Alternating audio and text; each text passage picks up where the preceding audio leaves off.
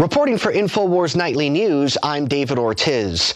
If someone has been videotaped, it's usually easy to interpret what occurred on film. That's unless, of course, the person who was videotaped was an officer of the law. Meet Deputy Daniel Malukes of the Los Angeles County Sheriff's Department.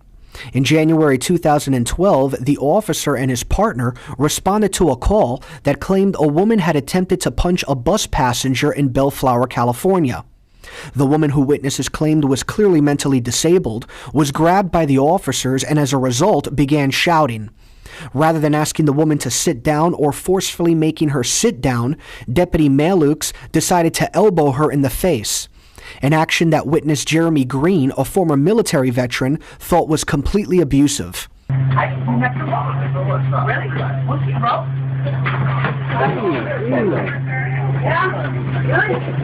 And you can tell it was very obvious that she was special, has special needs.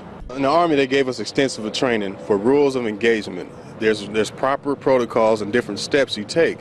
This lady didn't do anything. She was not combative, and he actually turned combative on her. Despite this clear abuse, the Los Angeles District Attorney's Office claims that Deputy Malukes displayed, quote, a high level of professionalism and used a minimal amount of force, end quote.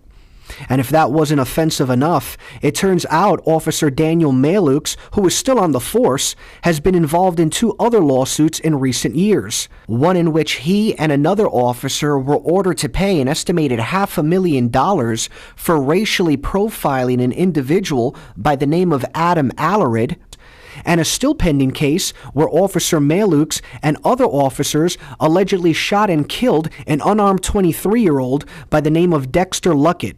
If you would like to see the bus case reopen, reach out to LA County District Attorney Jackie Lacey and express your concerns over case number 321-97328.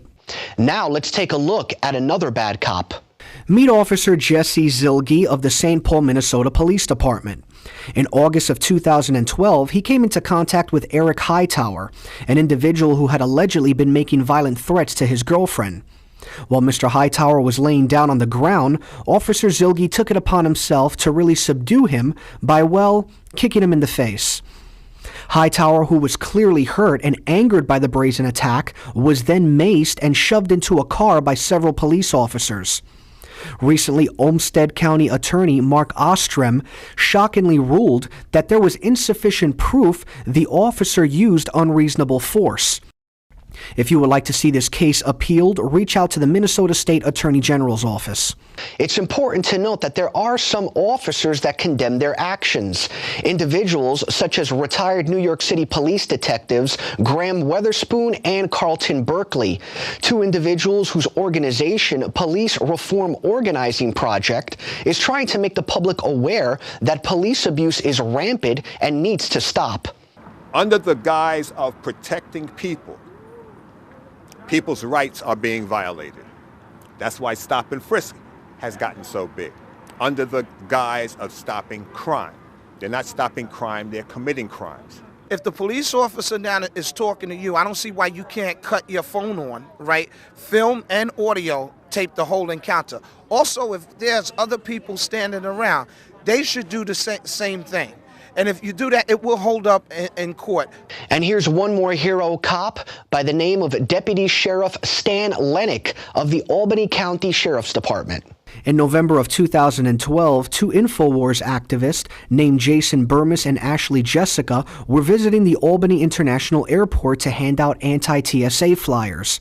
While at the airport, they were harassed by the airport PR director, Doug Myers, who demanded they show him their ID, despite the fact they were filming on public property. That's when Deputy Sheriff Lennick jumped into action and protected their First Amendment rights. Okay, so that means we're doing it for, I told you who I am. Okay. I am Jason Burmis. Let me see your identification. I don't need to show you my identification. He doesn't have to show you his identification. Yeah, I'll tell you show who I you am. identification. I want his name. I just told you my name. Okay. My name is Jason Burmis. B-E-R-M-A-S, sir. I can't give it. I can't give you that. I can't give you that. Okay. To those last few officers, we salute you. Well, that's all for this edition of Bad Cop, Good Cop. I'm David Ortiz, reminding you that we are not against the law enforcement community, just law enforcement abuse.